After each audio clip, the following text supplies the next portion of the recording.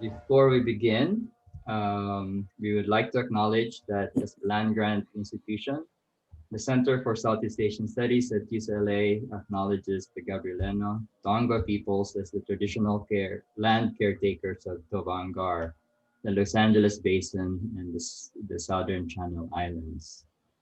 Welcome to the first talk organized by the Program for Early Modern Southeast Asia and sponsored by the UCLA Center for Southeast Asian Studies. The program for early modern Southeast Asia aims to provide an integrative research program to better understand the early modern period in Southeast Asia. And despite the considerable interest in Southeast Asia in this time period, the early modern period, efforts to develop multidisciplinary knowledge around this nexus have been limited. Research over the past 4 decades has dramatically increased our understanding of early modern Southeast Asia in a variety of fields, yet it remains compartmentalized and discrete. It is time to initiate collaborative efforts to develop more robust, multidisciplinary understandings of the ways in which interconnections of society, culture, and environment are mutually constituted. The foundations already built by scholars in fields ranging from history to anthropology to archaeology constitute an ideal starting point for a project to study the early modern period of Southeast Asia. The talks in this series seek to integrate the humanities, social sciences, and earth sciences in the study of early modern Southeast Asia. And our guest speaker today, as I mentioned a few minutes ago, was supposed to join us in May last year, but the pandemic came into way. Pipal Heng, our guest speaker, was born in Cambodia 2 years after the Vietnamese had ended a 4-year Khmer Rouge regime that eliminated a generation of educated Cambodians and sparked a Cambodian diaspora in the Western world, including Southern California. When he entered college in 1997, only 2 Cambodian archaeologists survived the Khmer Rouge purge. They were only the two who were teaching at the Faculty of Archaeology at the Royal University of Fine Arts. UNESCO supported training from 1995 to 2015 that brought international specialist courses in a classic fine arts curriculum in the humanities. Pipal participated in these archaeological projects and projects run by American, Japanese, German, and French professionals. He graduated from the archaeology faculty of the Royal University of Fine Arts with a BA in 2002. This interdisciplinary curriculum challenged him to think beyond the conventional Cambodian pedagogy that emphasized textual memorization and recitation.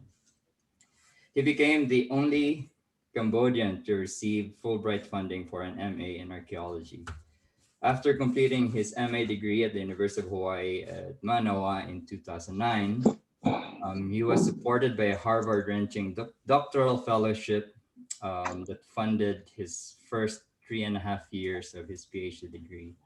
He also secured multiple sources of extramural funding, including a National Science Foundation doctoral dissertation improvement grant to fund his PhD research. He's currently the ACLS Robert H. and Ho Family Foundation and Buddhist Studies Postdoctoral Fellow at the Northern Illinois University. His research explores the relationship between religious change, ritual economy, settlement patterns, and polity-level organizational shifts in pre-modern and early modern Cambodia. Please join me in welcoming Pipal. Oh, thank you, Boboy. Dr. Stephen Acabado for your invitation. And thanks to the UCLA Center for Southeast Asian Studies for inviting me to participate in this seminar, on this webinar. I'm sorry, I forgot that we are in the webinar world now. But the topic of my talk today is ruling the empire through compassion. Since Stephen and I were talking about how to study archaeology of compassion, I think I would throw this into the mix. But notice that what I've been doing since I came to the University of Hawaii has been focusing on political economy, so the material aspects of archaeology, of Cambodian cultures and civilizations, particularly the pre-Angkorian period and the period, the post-Angkorian period. So not necessarily Angkor. So this particular angle has been studied predominantly by art historians, by scholars in religious studies and historians. So my points today, first, I would like to introduce our general knowledge about Angkorian social services by using the best case studies from Jayavarman VII's project as an entry point. I will talk about this ruler in the succeeding slides. And then the second point, I argue that we could trace this social service, this compassionate side of the empire to the establishment of Angkor, particularly using one example from the foundation of Angkor as a capital itself, its establishment of Yasodharāśrama, the shrines across the empire, and its Baray, that artificial reservoir. And third, I return to my point now that by arguing that archaeology provide a complementary data set to this art history and history dominated field. And I would argue that Angkor is the best case studies for that because we have both material cultures and we have the contemporary epigraphy to support that. So the origins of Angkor, you could trace that back to 300 or 500 BC to the proto-historic period. But the point of the talk today, I would limit the scope of this talk to the Angkorian period, which was found according to its own inscription, 802, by Jayavarman II, who ruled Cambodia between 790 to 835 CE. And with its establishment in the northwest section, the northwest area of the Tonle Sap Lake, the Great Lake that you could see near that red point there, its power gradually expanded beyond its pre-Angkorian period.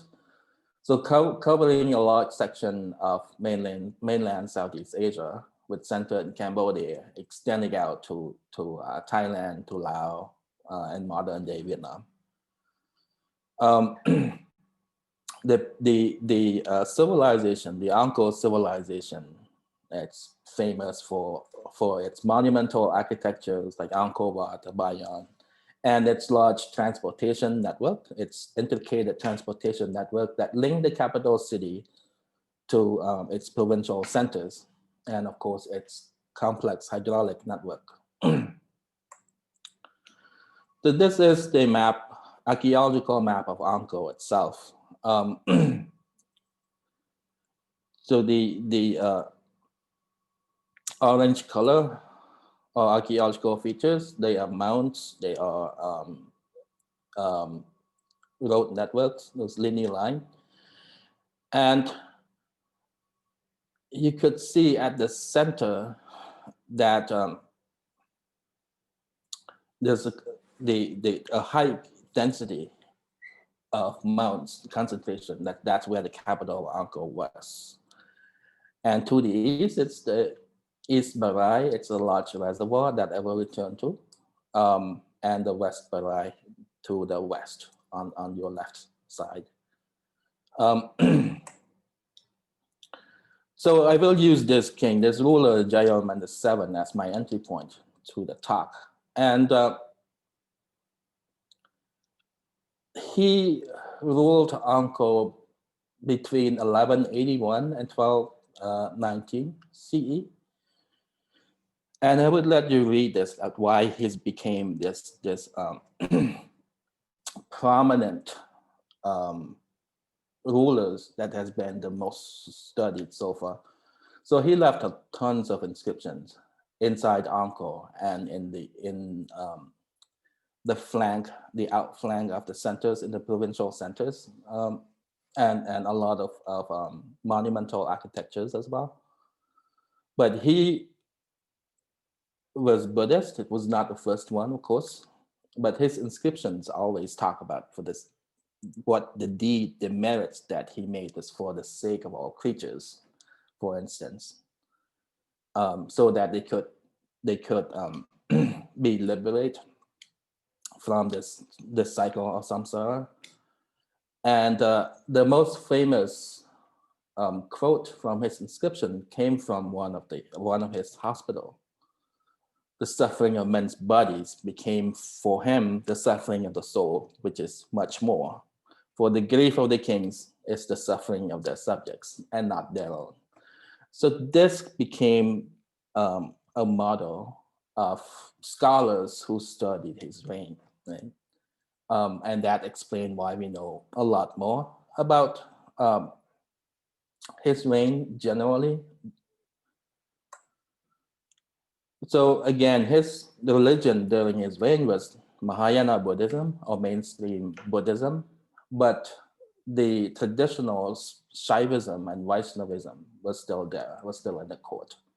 People still practice those religions. But what became an iconic or became the major aspect in his reign was these triads. And Buddha enthroned by Naga, and Buddha enthroned at Naga, or Naga enthroned at Buddha, sorry. Flanked by Prajna Paramita on the left, the Bodhisattva of compassion, and of wisdom, I'm sorry. And Avalokiteshvara or Lokeshvara, the male form with four arms on the right, as an embodiment of compassion. So in his reign, these triad became the dominant philosophy, the materialization of his philosophy throughout the empire. And we could see why in the next slide. So this is, again, the center. You see that this big square is the Angkor tomb. Let me mark this. So the big square at the center has the bayon. And at the center of the bayon came this Naga enthroned Buddha on the left. And then his statues with a portrait quality, so the facial features that look like his own face, his own portrait. The first one ever presented in Angkorian art, or some would argue that in Asian art, with this presentation of real facial features. So his first foundation,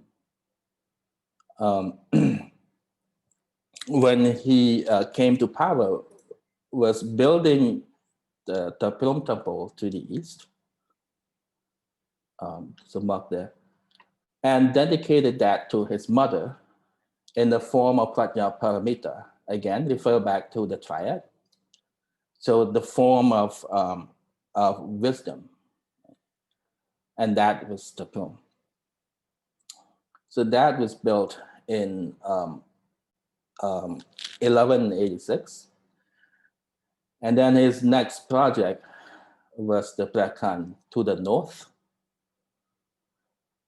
dedicated to Lokeshwara, or his father, in the form of Lokeshwara. But his state temple, the Bayon, is dedicated to Buddha.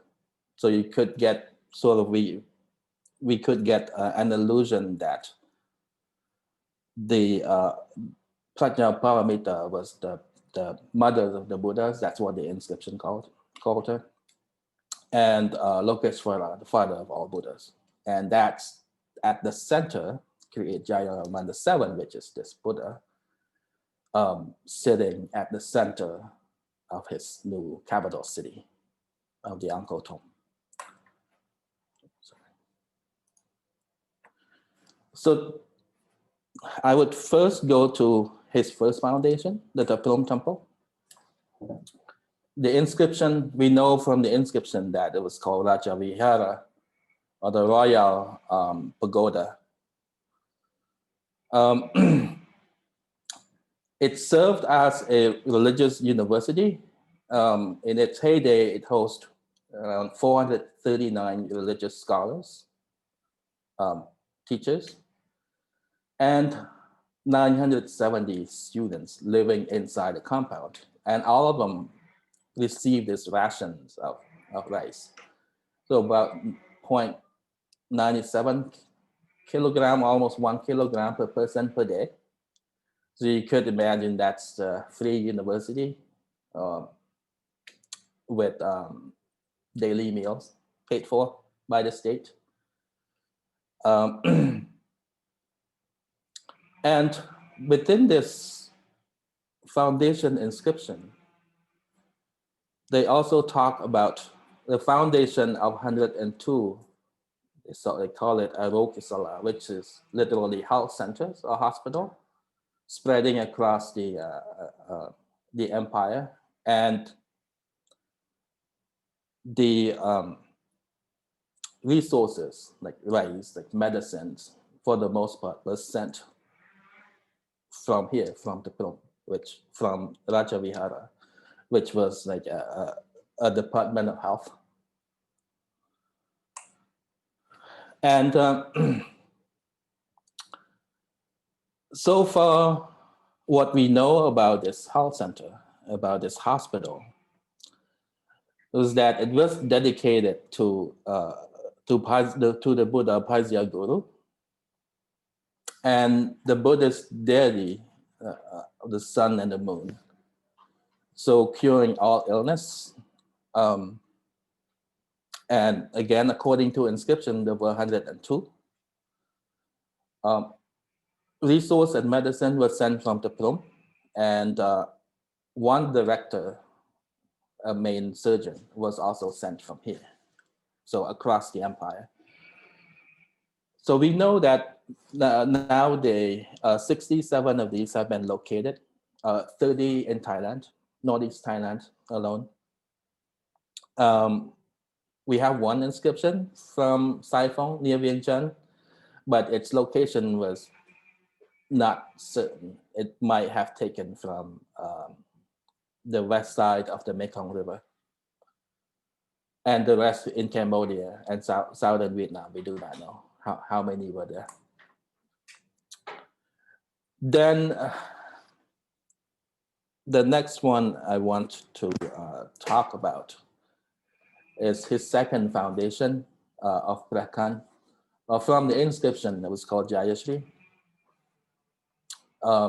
commemorated in 1191 or 1192, dedicated again to his father in the form of Lokeshwara. It hosts multiple religious teachers and assistants and religious yogins, so people who practice Buddhist yoga, basically, and other religions inside the compound. They also received assistance in the form of rice, of daily meals, of clothing, of other provisions annually from the royal store. So again, that's a form of, that's compassionate Buddhist king. And within this foundation inscription, at this center, at Preah, they also talk about the foundation of the North Baray, Jayasri, and its island, which serve as a pilgrimage center for worshippers to wash away their sins, to be treated with medicine and stuff in the middle of this reservoir. But most importantly, at the end of this inscription, we know about the so-called fire shrine, Vanigriha, and that has been translated as rest houses. So we know of those rest houses have been placed across the empire. And then the inscription also talk about Jayabuddha Mahanata, a form of possibly a Lokeshwara that was sent from the center to the province. So compare and contrasting these two foundations, we read the inscription is that the Prohm was dedicated to his mother and his guru, his spiritual teacher, and provide healthcare throughout for the empire. And what is interesting is that that inscription did not mention any warfare. So Prajna Paramita is a form of wisdom, providing healthcare to the empire, possibly had this image that she's far removed as Jayavarman VII mother from the conflict, from the warfare that led him to power. But then when we read the Preah inscription dedicated to his father, that inscription talks about blood, about warfare, about victory, and about fire shrines, which serve as pit stops, multiple pit stops for a mobile fire shrine sent possibly from the center. And Jayabuddha Mahanata, the former Lokeshwara sent from the center as the symbol of power. I will get back to this point later. But so rest houses, the fire shrine, they look like this. And we know a bunch of them in the center, in the capital cities, and along the Angkorian highways, especially to Northeast Thailand, to Pimai. They look like that. But when we look at it from using LiDAR, this is Preah 2, it's just north of Angkor. So it's inside Angkor, but north of Preah. There's nothing concrete, there's nothing standardized about the layout or the form of this establishment. So you could see a mound with this white color, and then you could see ponds, which is those black or darkest square color. So the research done by mainly two projects, the Dharmasala project by Dr. Mitch Hendrickson, and the Living Angkor Road project by Dr. T at Apsara Authority, estimate that these rest houses were placed along the main road and with space between 14.8 or 15 to 16 kilometers apart. So it could serve a purpose of traveler moving by either by walking or by ox cart, could travel per day. So between 15 and 16 kilometers or 30 kilometers, depending, but they always have this rest stops. So it served this sort of mundane purpose that could explain the nature of the complex of the temple itself that doesn't quite standardize to a form that I will return to of the hospital. So with this spacing, theoretically, you could travel by walking by foot from Angkor to Pimai in northeast Thailand, and it will take 8 to 11 days. And you could stop at these rest stops, and you could get meals, you could worship over here. So it accommodates that kind of social service that move people around.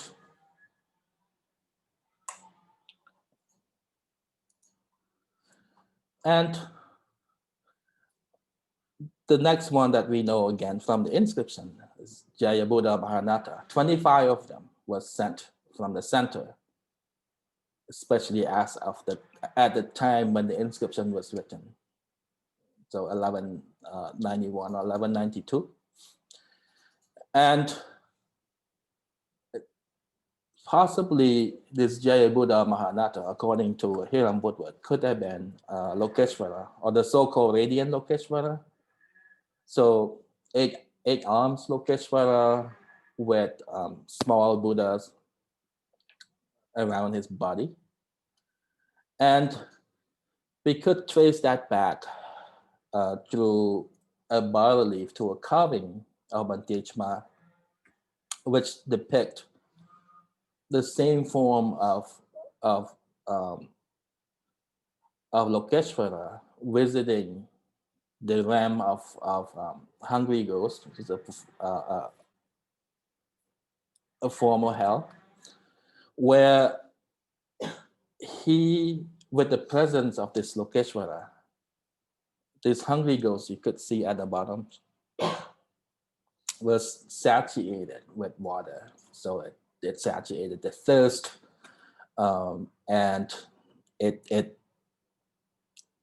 with his compassions, it helped relieves their suffering, and that's the important aspect of it. So relief, the suffering of other beings, and from here we could even trace it back further to the 10th century, and it associated with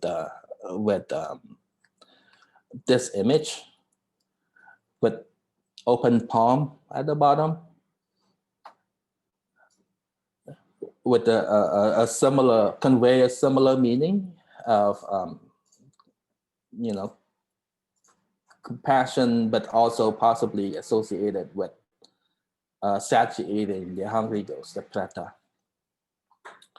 So the image I want to convey here is that the king sent Jayabuddha Mahanatha, literally means the great Lord Buddha of King Jayavarman VII, from the center to the 25 centers, provincial centers, as this form of compassionate king, but also in the form of rulership, as this image of the ideal kingship that alleviate the suffering of the people, of the subjects.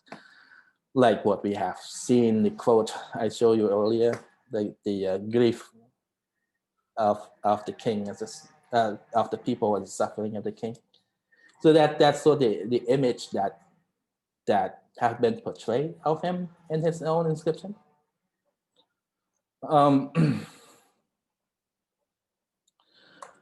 Then it comes to our main point here. The question here was that what we know about Angkorian rulership, about power and polity, has been fixated around this Devarāja-God king, right? And it has been a lot has been written about this, and basically interpreted kingship as as a world conqueror with godlike power, the Chakravartin.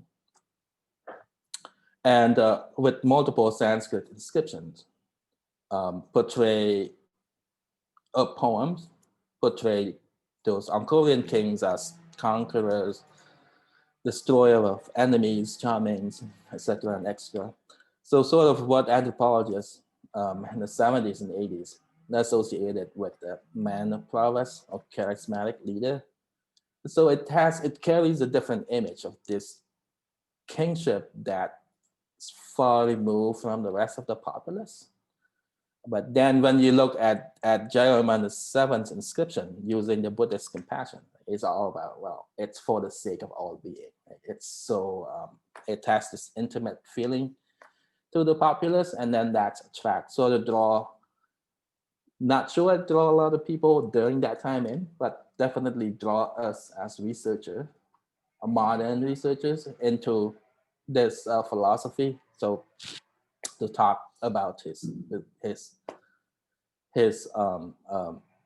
rulership, talk about his kingdom, talk about his philosophy, his religion particularly. But then we are assuming that Angkorian Shaivite or Vaisnavite rulers were not compassionate, right? But what did they do? They found the empire. They found and they provide a venue for Angkor to expand. So without certain form of social services, without certain form of what we associated with compassion, that would not been possible to have an empire that ruled over a large chunk of Southeast Asia, right? Because generally in history books, in the inscriptions and everything, we talk about warfare, we talk about this dominance, overlordship that go and just destroy and ruling places, wage war. But there's a lot to that.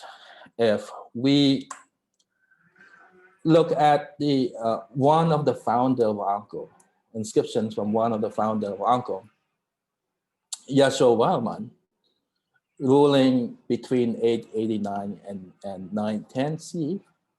So he built the East Baray. So you could see on your right. Sorry, I can't use the marker in here. But in his inscription, again, this is a poem, Sanskrit poem, like Jayavarman VII. This meritorious work that I accomplished in my desire to realize the good of others, right? So again, our definition of compassion. So he conveyed to future kings to keep his foundation intact. And so this meritorious work that he talked about was associated with the East Baray, which in the inscription said would tame the torrent of water. We know that might associate with the floods, flash flood of rain inside Angkor, and use as water storage for the people, things like that. And most importantly, he found 100 ashram or shrines across the empire. So in his inscription of the East Baray, that talk about the East Baray, the Yasodharataṭāka, literally means the pond of King Yaśovarman, provide this quality.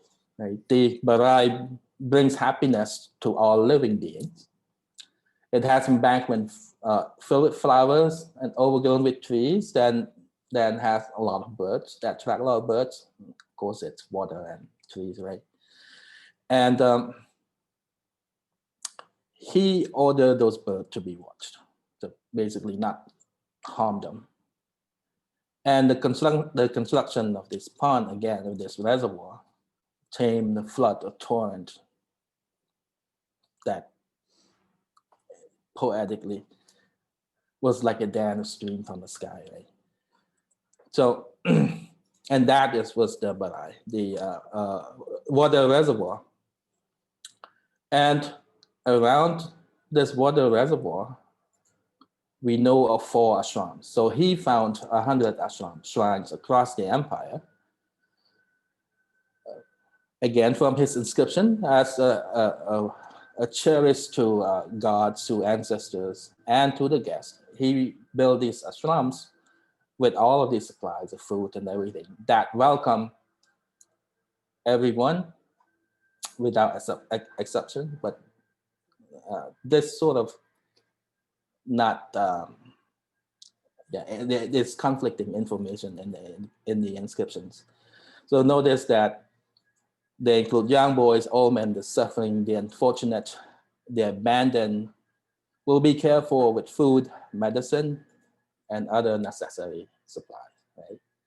So again, we could trace back the shrine, the hospitals, the rest house of the late 12th, early 13th century to the late 9th and early 10th century. That serve a similar purpose.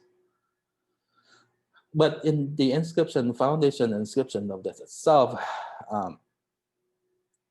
there's only selected class of women allowed into this. So in a sense, unlike Jayavarman VII inscription, all being, this particular ashram has limitations. They have to follow a certain hierarchy, gender rules, especially to be allowed into these shrines. And the form is very standardized. And you see here, 2 of them are located south of the East Baray, of the East Reservoir. Also, I did not mention earlier, these ashrams were dedicated to 4 religious sects. So include the 3 to Brahma, Shiva, Vishnu, and Buddha. So in a sense, this is these ashrams was open to any sect. So basically, regardless of what you worship, who you worship, can be entered if you are a good one, a good person, practice good in the sense that we do not know yet. Could be allowed to enter and use the facility. And research by the French schools of Southeast Asia with Dr. Jayasri, in some of these complexes have revealed that both the sacred and the domestic zone were integrated inside the compound mostly. So you have the sacred zone in the east, and then where people live mostly in the west. And from the inscription, we know about 80 attached workforce with scribes, with domestic workers, librarians, gardeners, cultivators, etc., associated with this foundation. So again, in every sense, it's comparable to the 12th century, the Jayavarman VII's foundation, right? The beginning and the late Angkorian period has this foundation. But notice that these ashrams around the East Baray, their main rituals, their main purpose was to maintain the East Baray. That was prescribed in the inscription. And they perform this ritual associated with the ancestor, which modern Cambodia is still possibly related to modern Cambodian rituals of the festival of the dead, throwing rice balls, giving rice ball to the hungry ghosts, the dead. So not unlike what Jayavarman VII, again, image of the Jaya Buddha Mahanata, like the whole image of compassionate rulership, granting, alleviating the sufferings of the subject of death or life. So, and that's the point I want to return is how can archaeology contribute to all this? Like what I talked about, we know mostly from epigrapher, historians, and art historians. But so I would like to quote one phrase from this inscription, the 10th century inscription, from Jayavarman, who ruled Angkor between 944 and 968. One of his inscriptions from Preah, but talk about in the south, but talk about the temple in the middle of the East Baray that he built, as that he revealed the invisible Dharma, the invisible doctrine, law that was built by Yaśovarman. So in a sense, the purpose of the East Baray and the ashrams associated with the ancestor, the maintenance of the Baray, the merits that the kings built to support Dharma is now revealed in this form of temple. So for archaeologists, we have the materials to study, right? It's a form of temple. But there's more to that. What can we do? Can we have a form of archaeology of compassion? So as we have seen, compassions and socio-political system in Angkor, and I think it generally in pre-modern, or even early modern Southeast Asia, the socio-political system associated with the education, with law, with morals, with health, with economies, compassions was intertwined with religious practices. So there's this sense of dichotomy that has been guiding our research for the past century. There's this dichotomy between the functionalism and symbolism, basically separation between the church and the state, right? So what defines secular and what defines religious? But as we have seen, like that was not the case. Everything was integrated because people who built it, people who lived there, did not see that dichotomy, or the dichotomy might exist, but it's not in a way that we perceive it today. And the other point that I want to make is that how we understand inscriptions is another problem, because some of these inscriptions that I cite, and I apologize, I use it as if it's like we know 100% that was true. But some of this translation was done, some of them are over 100 years old, that need updates because these poems need a lot of background research, needs a lot of comparative analysis between what has written inside Cambodia, inside Southeast Asia compared to South Asia, for example, to understand the nuance and meanings of the inscription, right? To be able to tell us what did they mean exactly by these poems, by the use of these allegorical phrases, so sentences. So these need to be updated. But then, as an archaeologist, I would argue that we can contribute greatly to that through our study through the materials. So religious or rituals function, if we consider ritual as action, ritual as part of the social systems, as part of human behavior, then we could reconstruct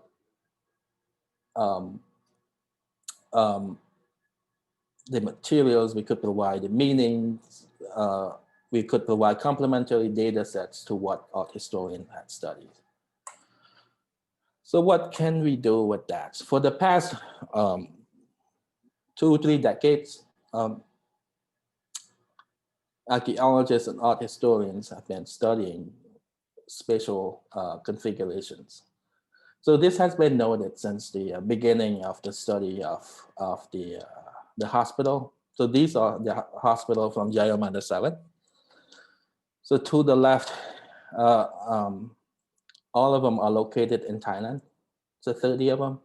You could see a standardized form of a main shrine surrounded by walls with a pond, mostly to the northeast.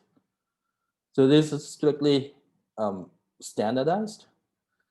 But back again to the fire shrines, the rest houses we talked about earlier. The standardized form of that is just some of the major shrines, major temple.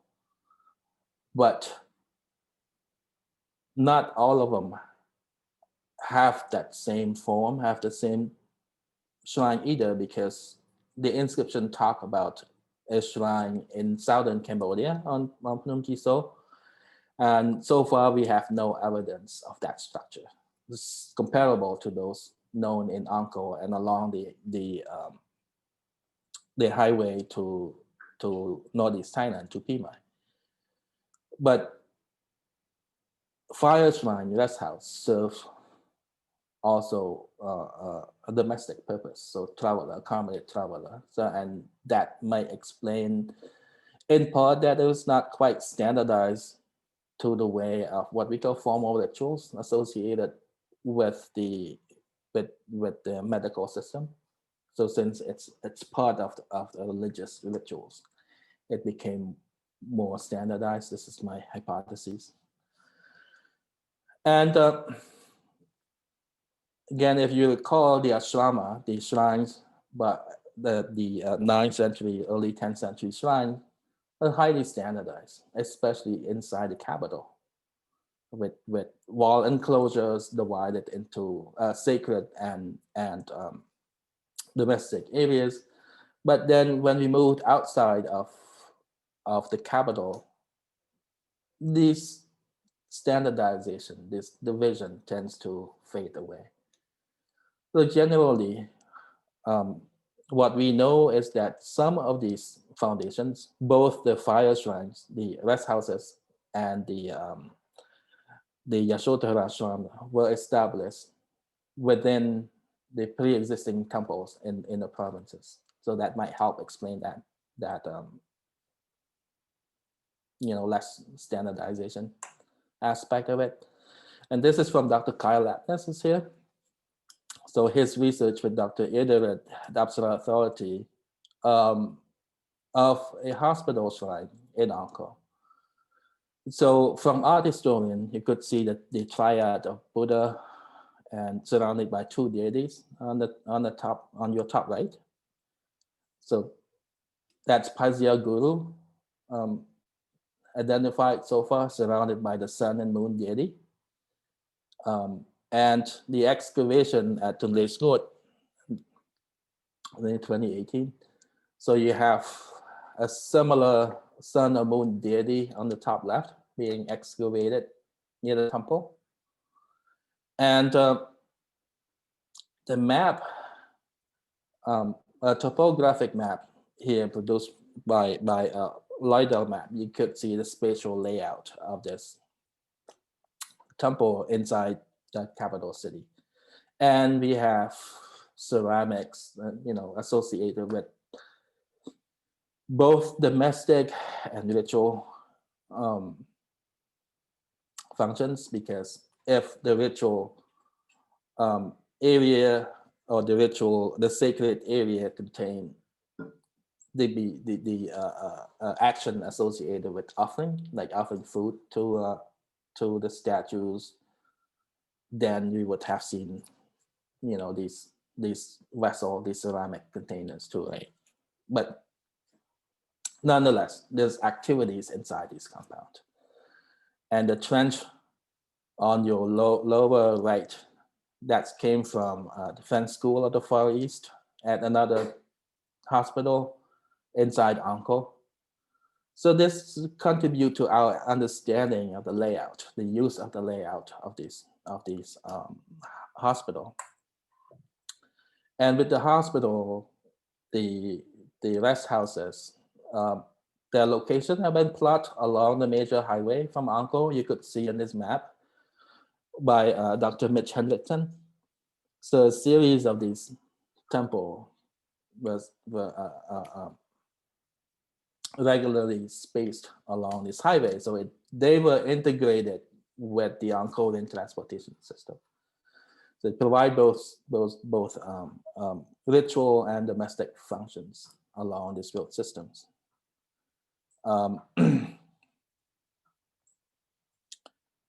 So rest houses could provide safe place for travelers and could also provide pit stop for distributions of products. And back to polity and power. If we were to plot what we know of Yaśovarman, so 9th century Yasodharāśrama, the shrines, from his inscriptions, this is what they look like. It's mostly in Cambodia, but you could see it spread to northeast Thailand, to southern Laos, and to southern Cambodia.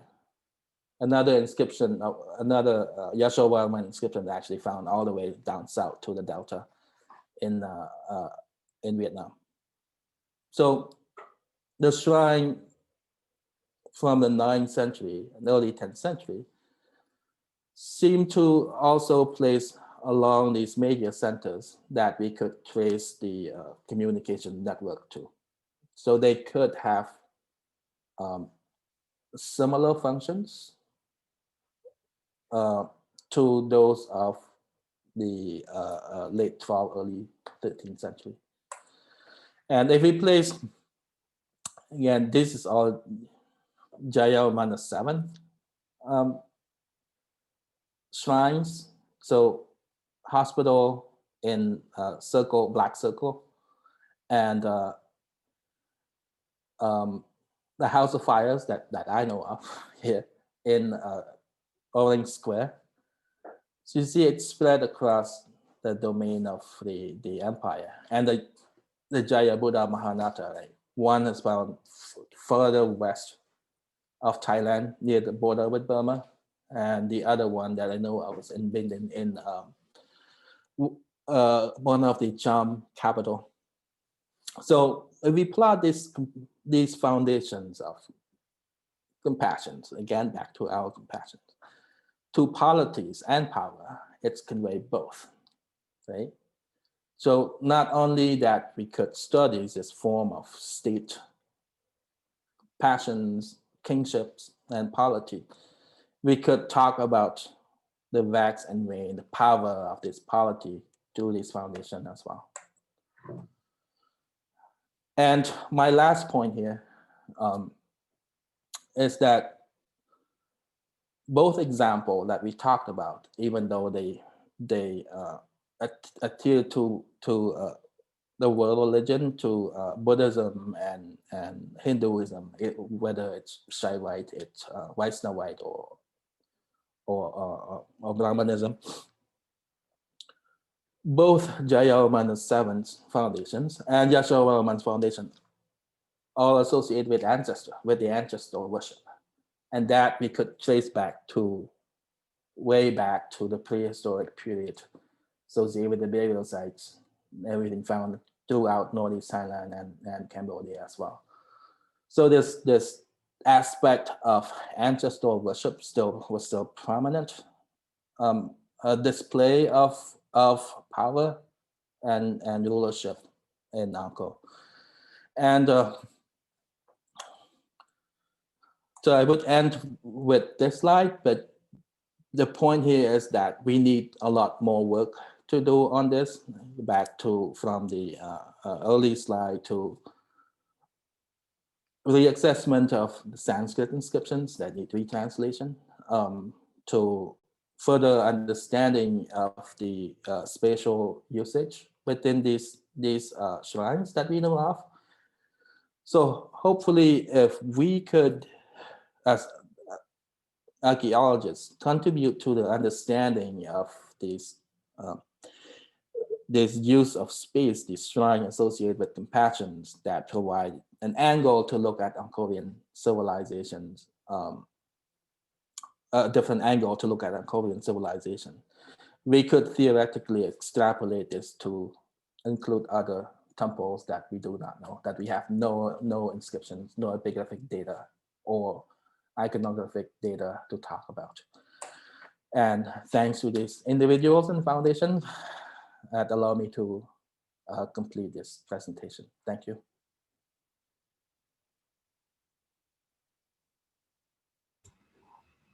Thank you, Pipal. You know, your work is really an example of integrating other sources of data to understand archaeology, and then breaking disciplinary boundaries and making archaeology more meaningful, as you described in your most recent publication, April 2020. Maybe that's not the most recent one. The exoticizing archaeology by bringing archaeology to the wider community. So we have time for questions. You can. So there's one here on the chat from Mihoko. We have the current borders between countries such as Thailand, Cambodia, Laos, etc.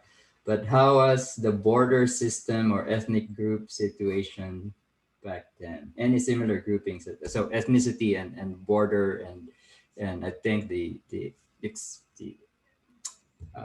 territories of Angkor at the prime of Angkorian Khmers.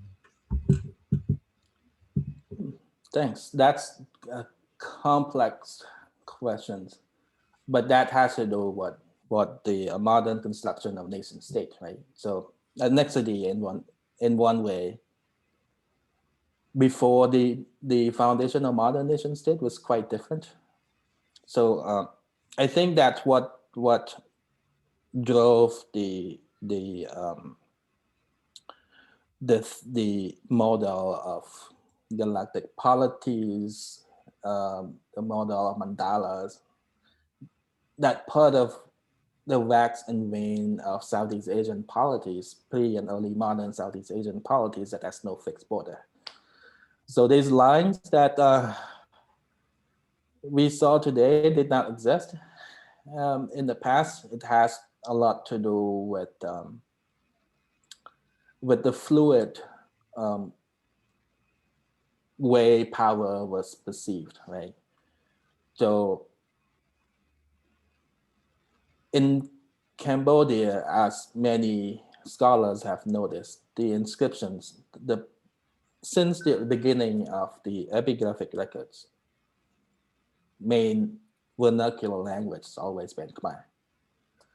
And that spread out from southern Vietnam all the way to southern Laos and part of northeast Thailand. Not all of northeast Thailand, of course.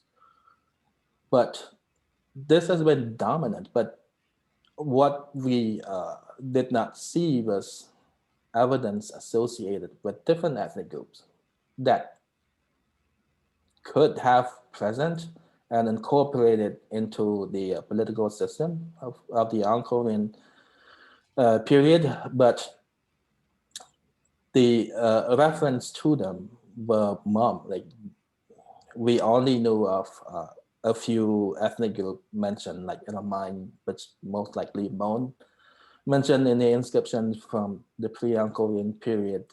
The Malayan, that we do not know what ethnic group associated with them, for example. But then regarding to that point, returning to that point, it's complex when we talk about ethnic group and civilization. And then if we return to our modern sense of identity and, conservation and nation states, that's even more complex. And I don't think I want to talk about that right now. It will take us an hour or more. Another lecture another time. Okay. And there's another question from Gian Piero. I appreciate the compassion that Angkorian rulers had for their people, but he's curious, after caring for their people, how did the empire fall? That's $1 million question. We generally, meaning that historians, art historians, archaeologists have been talking about this for a long time. And even the local Cambodian or Thai, when they wrote the chronicles, they talk about the fall of Angkor, right? So in the Thai chronicle, it would be Mahanakon and stuff like that. Mahanako and Khmer. But it has been associated with warfare, and that's the tradition. But over the past decade, the past few years even, research into this aspect of civilization, the fall of a civilization is more complex. It could have many factors, ranging from the fluctuating climate pattern with rainfall pattern unfavorable to Angkor that could not sustain large population. It could have to do with the rise of other Angkorian centers, like those of Lopburi, which later possibly became Ayutthaya. The rise of international trade network associated with the late Yuan early Ming dynasty, especially the Ming dynasty, that the international maritime trade became prominent. It could associate it with the fact that Angkorian elites already left Angkor by the 13th century looking for favorable condition, and we not exactly know why. It could have been trade because of the relocation of the capital after Angkor southward to a river location near the river that accommodate trade, including Phnom Penh. The Chinese chronicle already talk about a king at Basan somewhere in the south by the I think the 14th century, if I'm not mistaken. But regardless, the fall of the empire has to do with multiple factors. So as far as we know, as of today, warfare associated with the destruction of Angkor, the burn down of Angkor, we have no evidence for that, and we know that people still live there long after the court collapse of Angkor in 1430s, the conventional date for that. But people still live there, at least in Angkor Thom through the 18th century. Okay, thank you. Maybe we have 2 more questions and then we'll let Dr. Heng go. So do you believe religion is critical or absolutely necessary to the establishment of compassionate ruling and incorporating it into policy or social aspects of life you mentioned? Or is there another variable way you see to establish similar compassionate standards today, where state and church seem to try to be separated, at least in the US? Interesting question. Do I believe that religion is critical or necessary to the establishment of compassionate? Personally, I'm not sure. But from what we know, as a social scientist, looking at different data set, looking at inscriptions, looking at iconography, looking at archaeological materials. In early and pre-modern Southeast Asia, religion was a major part of civilization. Religion encompassed everything from science to including political science, like rulership. So it always involved with ideal rulership, like both Buddhism and Hinduism. To rule the empire effectively, you have a role model, which is Chakravartin, that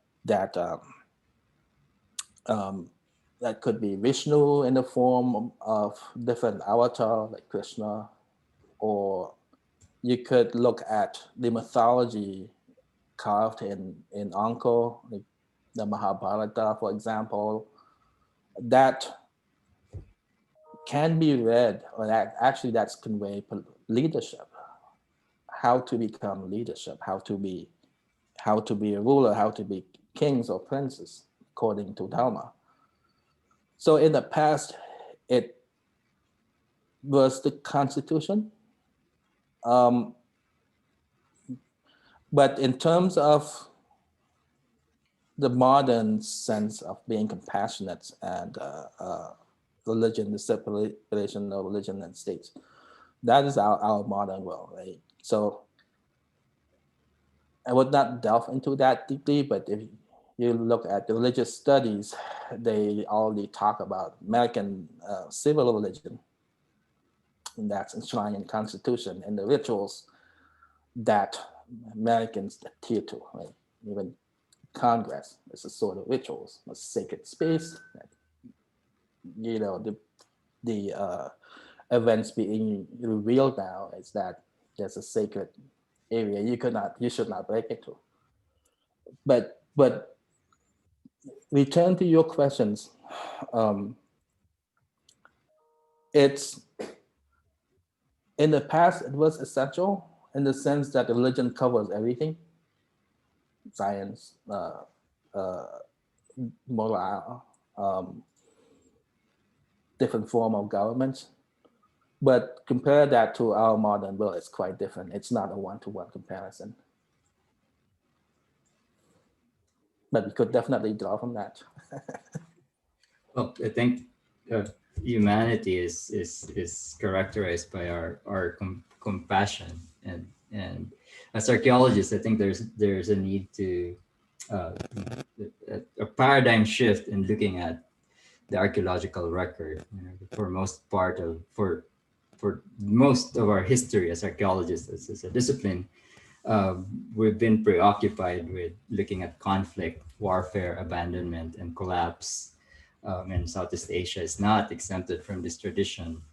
I guess I get to ask the last question. How do you think a shift in framing our practice and framing our research and our research questions would help Southeast Asian archaeology move forward, as exemplified by your talk today?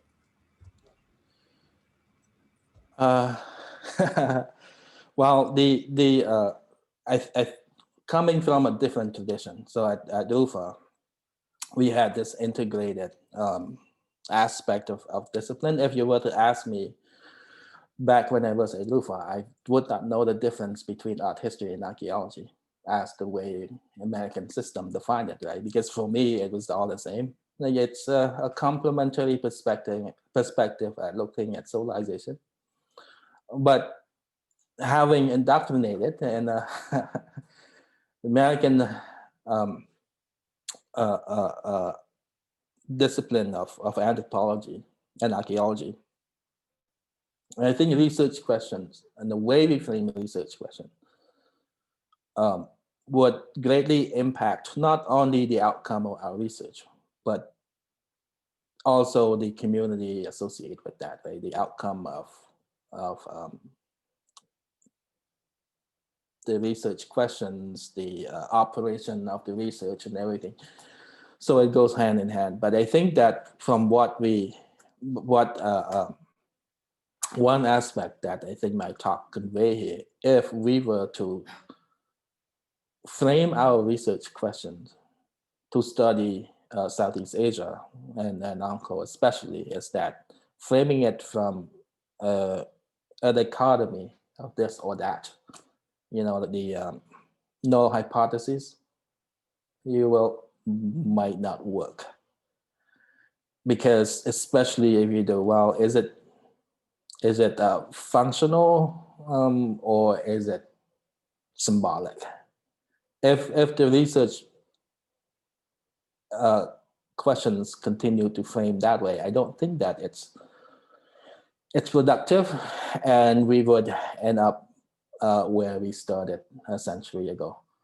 And the way to move forward, I think, is looking at modern comparative studies, cross-cultural studies with specificity, of course, for Southeast Asia. I mean, now that we know a lot more about from ethnographic research, from historical art historical research across Southeast Asia, and comparative cross-cultural comparative analysis, we could reframe our research question into a meaningful way that not only talk about or reveal about civilization in the sense that we look at civilizations in terms of, you know, what I just did, rulership, right? Because that's what we have. So statuaries, temples, rulership, elites, foundations. We could reframe questions that could look at the daily life of different social class, different people, all of Jayavarman VII in scripture, all being. If all being were there, what did they do?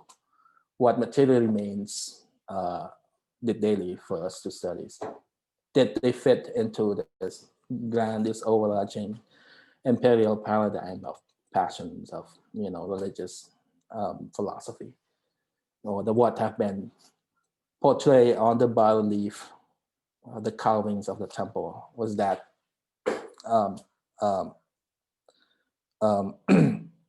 comparable to daily life that we could reconstruct from archaeology? And then that's the point to return here, is that archaeology could contribute a lot to that by looking at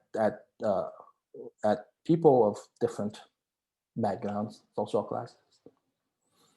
Not sure I respond to your question fully. I'm sure we'll have more opportunity to discuss this question, but thank you. So Dr. Cal Latinus provided another dimension in the discussion on collapse. So he writes that ecological models are currently popular. So for example, a series of mega droughts and mega floods, although oddly, neighboring kingdoms didn't seem to be affected. Previously, warfare was a popular explanation. However, there are some serious economic factors that need consideration, as many regional and extra-regional networks, producers, consumers, transshippers, etc. were changing or evolving at the time. So Angkor just didn't participate. For example, you have plenty of 13th to 16th century Chinese, Thai, and Vietnamese pottery all over Southeast Asia to New Guinea, but no Khmer